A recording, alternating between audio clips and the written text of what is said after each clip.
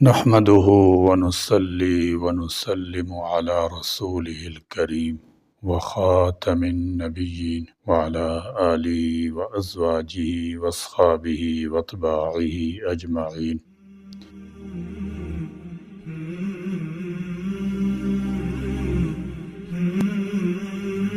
جن کے لیے یہ بزم ہستی سجائی گئی، جن کے سر اقدس پر ختم نبوت کا تاج رکھا گیا، جنہیں سید الاولین والآخرین کے لقب سے نوازا گیا، جنہیں شافع محشر کا اعزاز عطا کیا گیا، جن کو ساقی کوثر کے منصب عظیم سے سرفراز کیا گیا، جن کو معراج کی رات سارے نبیوں کی امامت کا شرف حاصل ہوا، جن کی امت کو دنیا کی بہترین امت کہا گیا، جن کے نام کو اللہ تعالی جل شانہ نے اپنے نام کے ساتھ ہر جگہ ذکر کیا، یعنی مدنی تاجدار، شفیع المذنبین، رحمت للعالمین، کونین میں سب سے انوکھے، سب سے نرالے، رب العالمین کے دلارے، عبد المطلب کی آنکھوں کے تارے، دائی حلیمہ کے جگر پارے، عبداللہ کے لخت جگر، آمنہ کے نور نظر، احمد مجتبیٰ، حضرت محمد مصطفیٰ صلی اللہ تعالی علیہ وسلم کی سیرت کی اس سیریز کا سبق نمبر 64، جس کا عنوان ہے ہجرت کا مفہوم اور حبشہ کی پہلی ہجرت۔ الہجرت ہجر سے ہے، جس کا معنی ہے چھوڑنا۔ عرب کہتے ہیں ہاجر القوم من دار الی دار، یعنی فلاں قوم ایک علاقہ چھوڑ کر دوسرے علاقے میں چلی گئی، جیسے کہ مہاجر صحابہ کرام رضی اللہ تعالی عنہ مکہ مکرمہ چھوڑ کر مدینہ منورہ چلے۔ اور ارشاد باری ہے وَاهْجُرُوهُنَّ فِي الْمَضَاجِعِ، اور انہیں بستروں میں چھوڑ دو۔ الہجرہ کی شرعی تعریف بیشتر علماء نے یوں کی ہے، یعنی دارالکفر کو چھوڑ کر دارالاسلام میں چلے جانا، جبکہ حافظ ابن حجر رحمۃ اللہ تعالی علیہ نے اس کی تعریف یوں کی ہے الہجرت فی الشرع ترک ما نہی اللہ عنہ، یعنی شریعت میں ہجرت سے مراد ہر ایسے کام کو چھوڑنا ہے جسے اللہ تعالی جل شانہ نے منع کر دیا ہے۔ غالباً حافظ ابن حجر رحمۃ اللہ تعالی علیہ نے ہجر کی یہ تعریف رسول اکرم صلی اللہ تعالی وسلم کی اس حدیث سے لی ہے المہاجر من ہاجر ما نہی اللہ عنہ، مہاجر وہ ہے جو اللہ تعالی جل شانہ کے منع کردہ کاموں کو چھوڑ دے۔ اس حدیث سے معلوم ہوا کہ ہجرت باطنی اور ظاہری دونوں ہجرتوں کو شامل ہے۔ باطنی ہجرت سے مقصود یہ ہے کہ انسان تمام ایسے کاموں کو چھوڑ دے جنہیں شیطان اور نفس انسانی خوب مزین کر کے اس کے سامنے پیش کرتے ہیں، اور ظاہری ہجرت سے مقصود یہ ہے کہ انسان اپنے دین کو کفر اور فتنوں سے بچا کر کسی ایسی جگہ پر چلا جائے جہاں وہ پرامن طور پر اسلامی تعلیمات پر عمل کر سکے۔ امام العز بن عبد السلام رحمۃ اللہ تعالی علیہ کہتے ہیں یعنی ہجرت کی دو اقسام ہیں، ترک وطن کرنا، گناہ اور زیادتی کو چھوڑنا۔ ان میں سے دوسری ہجرت افضل ہے کیونکہ اس سے رحمان راضی ہوتا ہے اور نفس اور شیطان کی حوصلہ شکنی ہوتی ہے۔ ہجرت کے فضائل اور اس کے اجر و ثواب کے متعلق قرآنی آیات اور احادیث نبویہ موجود ہیں۔ سب سے پہلے چند قرآنی آیات سماعت فرمائیں۔ فرمان الہی فالذین ہاجروا واخرجوا من دیارہم واوذوا فی سبیلی وقاتلوا وقتلوا لأکفرن عنہم سیئاتہم ولأدخلنہم جنات تجری من تحتہا الانہار ثوابا من عند اللہ واللہ عندہ حسن الثواب۔ وہ لوگ جنہوں نے ہجرت کی اور اپنے گھروں سے نکال دیے گئے اور جنہیں میری راہ میں اعزا دی گئی اور جنہوں نے جہاد کیا اور شہید کیے گئے، میں ضرور بے ضرور ان کی برائیاں ان سے دور کر دوں گا اور یقیناً انہیں ان جنتوں میں داخل کروں گا جن کے نیچے نہریں بہہ رہی ہیں۔ یہ ہے ثواب اللہ کی طرف سے اور اللہ تعالیٰ ہی کے پاس بہترین ثواب ہے۔ نمبر 2، اللہ تعالیٰ کا فرمان ہے الذین آمنوا وہاجروا وجاہدوا فی سبیل اللہ باموالہم وانفسہم اعظم درجۃ عند اللہ واولئک هم الفائزون یبشرهم ربهم برحمۃ منہ ورضوان وجنات لهم فیہا نعیم مقیم خالدین فیہا ابدا ان اللہ عندہ اجر عظیم۔ جو لوگ ایمان لائے اور ہجرت کی اور اللہ کی راہ میں اپنے مال اپنی جان سے جہاد کیا، وہ اللہ کے ہاں بہت بڑے مرتبہ والے ہیں، اور یہی لوگ مراد پانے والے ہیں۔ انہیں ان کا رب خوشخبری دیتا ہے اور اپنی رحمت کی اور رضامندی کی اور جنتوں کی، ان کے لیے وہاں دائمی نعمتیں ہیں، وہاں یہ ہمیشہ رہنے والے ہیں، اللہ کے پاس یقیناً بہت بڑا اجر ہے۔ نمبر 3، اسی طرح اللہ تعالیٰ کا فرمان ہے والذین ہاجروا فی اللہ من بعد ما ظلموا لنبوئنہم فی الدنیا حسنہ ولاجر الآخرۃ اکبر لو کانوا یعلمون۔ جن لوگوں نے ظلم برداشت کرنے کے بعد اللہ کی راہ میں ترک وطن کیا ہے، ہم انہیں بہتر سے بہتر ٹھکانہ دنیا میں عطا کریں گے، اور آخرت کا ثواب تو بہت ہی بڑا ہے، کاش کے لوگ اس سے واقف ہوتے۔ نمبر 4، فرمایا ثم ان ربک للذین ہاجروا من بعد ما فتنوا ثم جاہدوا وصبروا ان ربک من بعدہا لغفور الرحیم۔ جن لوگوں نے فتنوں میں ڈالے جانے کے بعد ہجرت کی، پھر جہاد کیا اور صبر کا ثبوت دیا، بے شک تیرا رب ان باتوں کے بعد انہیں بخشنے والا اور ان پر مہربانی کرنے والا ہے۔ حافظ ابن کثیر رحمۃ اللہ تعالی علیہ اس ایک تفسیر میں لکھتے ہیں، یہ وہ لوگ تھے جو مکہ میں کمزور تھے اور اپنی قوم میں کیڑ سمجھے جاتے تھے۔ انہوں نے کئی آزمائشیں جھیلیں، پھر انہیں ہجرت کے ذریعے فتنوں سے چھٹکارا پانے کا موقع ملا، چنانچہ انہوں نے اپنا وطن، اپنے گھر والے اور اپنے اموال کو محض اللہ کی رضا اور اس کی مغفرت کی حصولی خاطر خیر بات کہہ دیا، اور مدینہ منورہ میں آ کر مومنوں کی لڑی میں جڑ گئے۔ پھر انہوں نے کافروں کے خلاف جہاد کیا اور صبر و تحمل کا مظاہرہ کیا۔ انہی کے بارے میں اللہ تعالیٰ فرماتا ہے کہ ان اعمال جلیلہ کے بعد اللہ تعالیٰ جل شانہ یقیناً ان کی گناہ معاف کرنے والا ہے اور قیامت کے دن ان پر رحم کرنے والا ہے۔ نمبر 5، ارشاد باری تعالیٰ والذین ہاجروا فی سبیل اللہ ثم قتلوا او ماتوا لیرزقنہم اللہ رزقا حسنا وَإِنَّ اللَّهَ لَهُوَ خَيْرُ الرَّازِقِينَ۔ اور جن لوگوں نے اللہ کی راہ میں ترک وطن کیا، پھر وہ شہید کر دیے گئے یا وہ وفات پا گئے، اللہ انہیں بہترین رزق عطا فرمائے گا، اور بے شک اللہ تعالیٰ سب سے بہتر روزی دینے والا ہے۔ نمبر 6، نیز فرمایا وَمَن يُهَاجِرْ فِي سَبِيلِ اللَّهِ يَجِدْ فِي الْأَرْضِ مُرَاغَمًا كَثِيرًا وَسَعَةً وَمَن يَخْرُجْ مِن بَيْتِهِ مُهَاجِرًا إِلَى اللَّهِ وَرَسُولِهِ ثُمَّ يُدْرِكْهُ الْمَوْتُ فَقَدْ وَقَعَ أَجْرُهُ عَلَى اللَّهِ وَكَانَ اللَّهُ غَفُورًا رَحِيمًا۔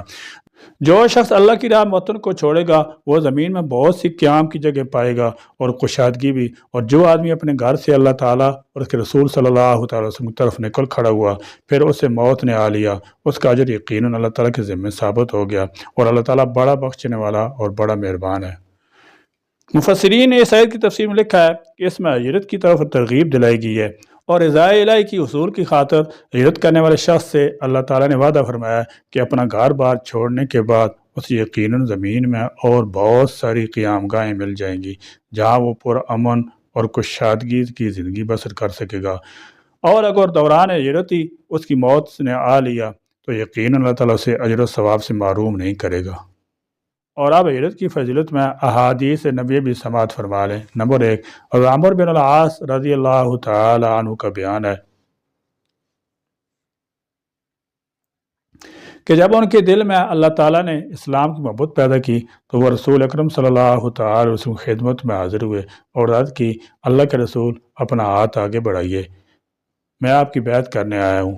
آپ صلی اللہ تعالی وسلم نے اپنا دست مبارک آگے بڑھایا تو انہوں نے اپنا ہاتھ پیچھے کھینچ لیا۔ رسول اللہ صلی اللہ تعالی وسلم نے اس کی وجہ پوچھی تو انہوں نے کہا، میں بیعت کرنے سے پہلے یہ شرط لگانا چاہتا ہوں کہ اللہ تعالیٰ میرے گناہ معاف فرما دے۔ تو آپ صلی اللہ تعالی وسلم نے فرمایا، کیا تمہیں معلوم نہیں کہ اسلام پچھلے گناہوں کو ختم کر دیتا ہے، ہجرت سابقہ خطاؤں کو مٹا دیتی ہے، اور آج گزشتہ کوتاہیوں کو معاف کر دیتا ہے۔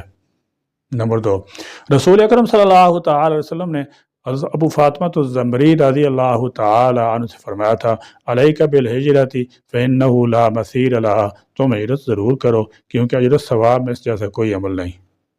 نمبر 3، ارشاد نبوی ہے، میں اس شخص کو جنت کے ادنا درجہ میں، جنت کے درمیانے درجہ میں اور جنت کے اعلیٰ درجے میں ایک ایک گھر کی ضمانت دیتا ہوں جو مجھ پر ایمان لایا اور اسلام قبول کیا اور اس نے ہجرت کی۔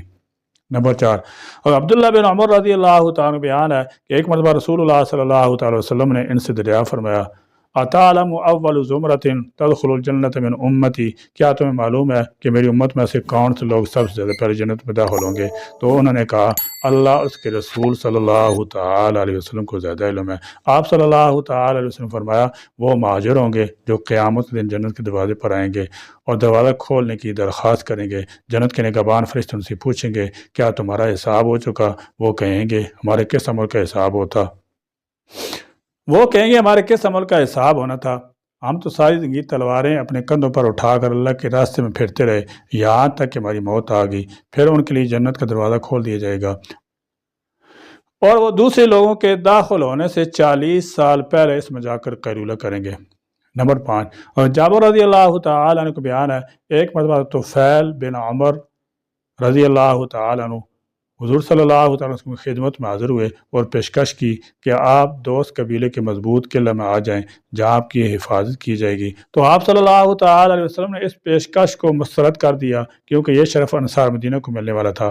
پھر جب رسول اللہ صلی اللہ تعالی علیہ وسلم ہجرت کر کے مدینہ منورہ آ گئے تو طفیل بن عمر دوسی رضی اللہ تعالی عنہ اور ان کے ساتھ ان کی قوم کا ایک اور شخص بھی ہجرت کر کے مدینہ منورہ پہنچ گئے، لیکن مدینہ منورہ کی آب و ہوا انہیں موافق نہ آئی اور طفیل بن عمر رضی اللہ تعالی عنہ کے ساتھ ہی بیمار ہو گیا جس کی وجہ سے وہ پریشان رہنے لگا۔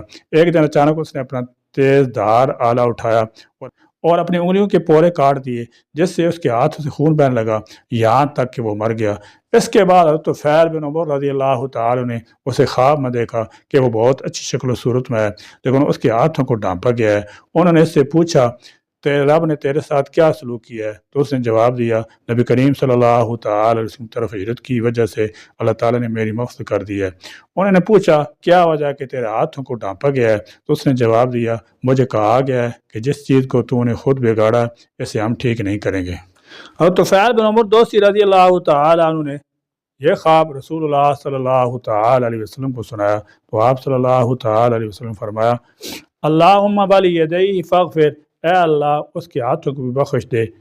نمبر 6، حضرت ابو سعید خدری رضی اللہ تعالی عنہ سے روایت ہے کہ رسول اللہ صلی اللہ تعالی علیہ وسلم نے ارشاد فرمایا ان فقراء المہاجرین یدخلون الجنت قبل اغنیائہم بمقدار 500 سنہ، فقراء مہاجرین اغنیاء مہاجرین سے 500 سال پہلے جنت میں داخل ہوں گے۔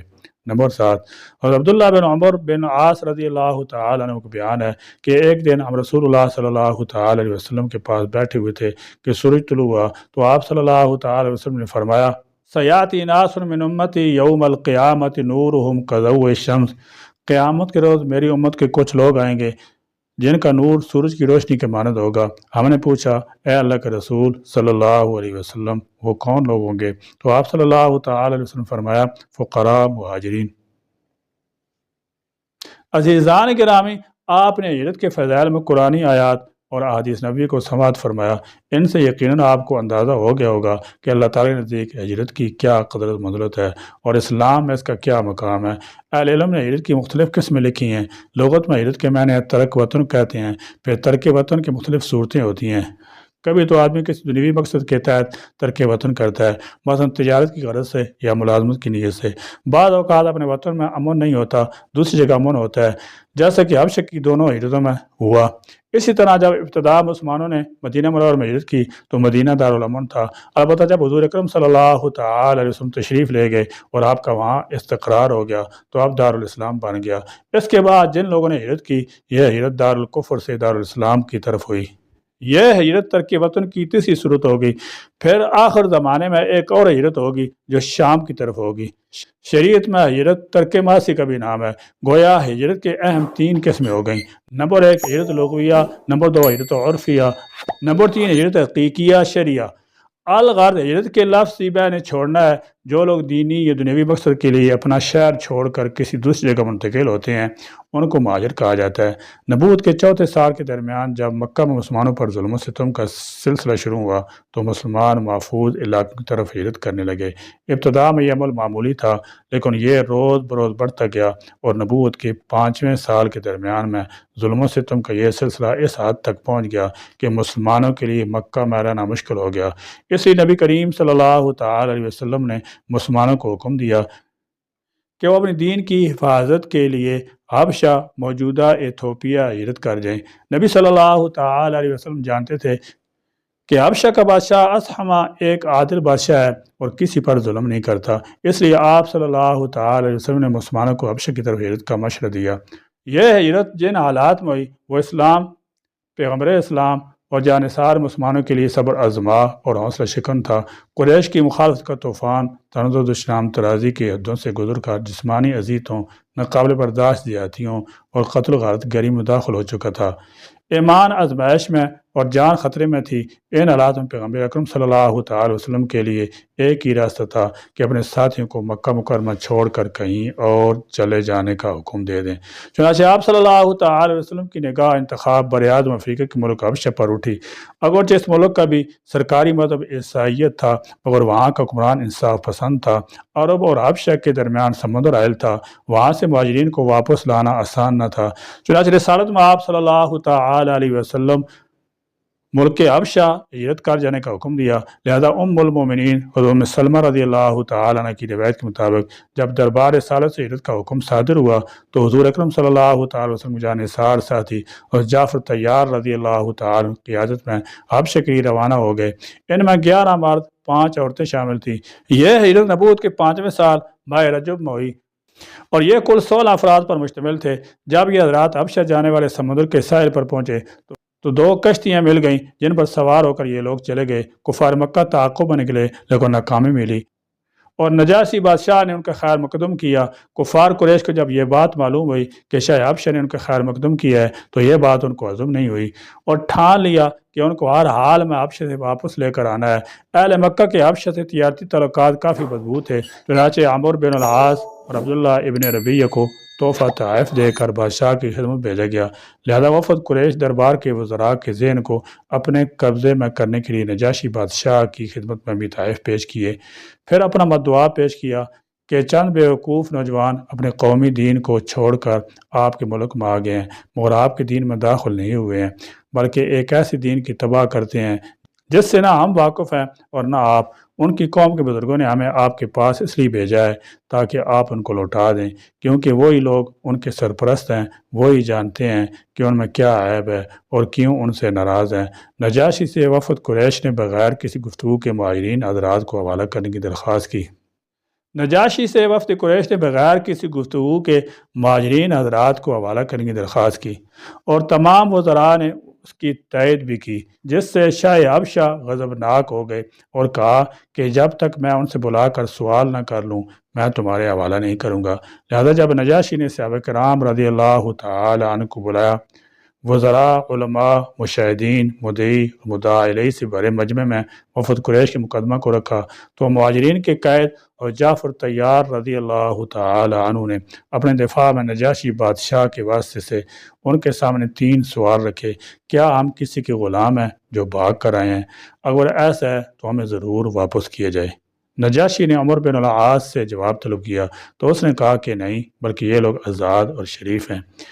کیا ہم نے کسی کو قتل کیا ہے؟ اگر ایسا ہے تو ہمیں مقتول کے ورثاء کی طرف سے ضرور حوالہ کر دیا جائے۔ نجاشی نے عمرو بن العاص سے جواب طلب کیا تو اس نے جواب دیا کہ نہیں، انہوں نے کسی کا ایک قطرہ خون بھی نہیں بہایا ہے۔ کیا ہم کسی کا مال لے کر بھاگ آئے ہیں؟ اگر ایسا ہے تو ہم مال ادا کرنے کے لیے تیار ہیں۔ نجاشی نے جواب طلب کیا تو اس نے کہا کہ نہیں، انہوں نے ایک پیسہ بھی کسی کا نہیں چرایا نہ لیا ہے۔ حضرت جعفر رضی اللہ تعالی عنہ نے قریش کے الزامات کے رد میں جو سوالات اٹھائے تھے وہ اتنے معقول، برمحل اور عام ذہن کو قبول کرنے والے تھے کہ عدالت موجود ہر شخص نے مہاجرین کی بے گناہی اور کفار کی اظہار ثانی کو تسلیم کر لیا تھا۔ لیکن پھر بھی شاہ حبشہ نے مقدمہ کو خارج نہیں کیا بلکہ ان سے مزید سوالات کیے کہ آخر تم نے کون سا دین اختیار کیا ہے جو نہ ہمارے مذہب میں اور نہ دنیا کے دوسرے مذہب میں؟ اس سوال کا جواب حضرت جعفر طیار رضی اللہ تعالی عنہ نے اپنے دینی موقف، مذہبی تعلیم کی وضاحت نہایت معقولیت اور بصیرت امیز لہجہ میں دیا۔ ان کی تقریر کا خلاصہ یہ ہے کہ زمانہ جاہلیت میں جتنے غلط کام ہم کرتے تھے ان سے پیغمبر اکرم صلی اللہ تعالی وسلم نے منع فرمایا اور خداوند لا شریک کی پرستش کا حکم دیا ہے اور بتوں کی عبادت سے مکمل طور پر منع کر دیا ہے۔ لہذا ہم اس پیغمبر صلی اللہ تعالی علیہ وسلم پر ایمان لے آئے، ہمارا صرف یہی جرم ہے جس کی بنا پر ہماری قوم نے ہم سے دشمنی کی ہے۔ نجاشی اور ان کی عدالت عالیہ جب مطمئن ہو گئی کہ قریش کا الزام غلط ہے اور مسلمانوں کا بیان درست ہے، تو نجاشی نے آخری سوال کیا کہ جس خدائی حکم اور تعلیم کا تم حوالہ دے رہے ہو اس کی متن کا کوئی حصہ تمہارے پاس موجود ہے؟ تب حضرت جعفر رضی اللہ تعالی عنہ کا جی موجود ہے، اور موقع کی مناسبت سے سورہ مریم کی ابتدائی آیات تلاوت کی، جن کو سن کر بادشاہ کی داڑھی آنسو سے تر ہو گئی اور کہا کہ یہ تعلیم اور حضرت عیسیٰ علیہ السلام تعلیم ایک ہی سرچشمہ نور کی ضیاء پاشی ہیں۔ اور وفد قریش سے کہا کہ تم واپس چلے جاؤ، میں ان لوگوں کو ہرگز تمہارے حوالے نہیں کروں گا۔ قریش کے نمائندے مقدمہ ہار گئے مگر پھر بھی پیچھے نہیں ہٹے، اور اگلے دن حضرت عیسیٰ علیہ السلام نے کہا کہ یہ لوگ حضرت عیسیٰ علیہ السلام کو عبد یعنی بندہ سمجھتے ہیں۔ تو بادشاہ نے پوچھا کہ تم حضرت عیسیٰ علیہ السلام متعلق کیا عقیدہ رکھتے ہو؟ چنانچہ بری عدالت میں حضرت جعفر رضی اللہ تعالی عنہ نے جواب دیا، ہم ان کے بارے میں وہی کہتے ہیں جو اللہ اور اس کے رسول نے کہا ہے کہ وہ اللہ کے بندے ہیں اور اس کے رسول ہیں اور ان کی روح اور کلمہ تھے جسے کنواری مریم پر اللہ نے القاء کیا تھا۔ نجاشی نے یہ سن کر زمین سے ایک لکڑی کو اٹھائی اور کہا، جو تم لوگ بتاتے ہو حضرت عیسیٰ علیہ السلام ان سے ایک لکڑی کے برابر بھی مختلف نہیں تھے، اور مہاجرین سے کہا تم لوگ جاؤ اور میرے ملک میں امن و سکون کی زندگی بسر کرو، اور جو تم پر زیادتی کرے گا ان سے مواخذہ ہوگا۔ پہلی بار اجنبی ملک میں یہ پہلا مقدمہ تھا جو مسلمانوں نے جیتا تھا، اور 15 سال تک حبشہ میں مقیم رہے، اور سنہ 7 ہجری میں فتح خیبر کے موقع پر حضرت جعفر رضی اللہ تعالی عنہ کی معیت میں مدینہ منورہ تشریف لے آئے۔ خلاصہ کلام یہ ہے کہ صحابہ کرام مکی زندگی میں کفار مشرکین سے عاجز آ کر رسول اکرم صلی اللہ تعالی وسلم کے حکم سے حبشہ کی طرف ہجرت کر گئے۔ لہذا اگر آج بھی حالات ایسے پیدا ہو جائیں کہ شریعت مطالعہ پر عمل کرنا دشوار ہو جائے اور ایمان آزمائش میں اور جان خطرے میں پڑ جائے تو ہجرت کرنا درست اور صحیح ہے، اور وہ ثواب کا بھی مستحق ہوگا۔ سیرت مصطفیٰ صلی اللہ تعالی علیہ وسلم مزید واقعات انشاءاللہ تعالی سبق نمبر 65 میں پڑھیں گے۔ اللہ تعالیٰ ہمیں آپ صلی اللہ تعالی علیہ وسلم سیرت مطالعہ پڑھنے اور اس پر عمل پیرا ہونے کی توفیق بخشے۔ آمین۔ وآخر دعوانا الحمدللہ رب العالمین۔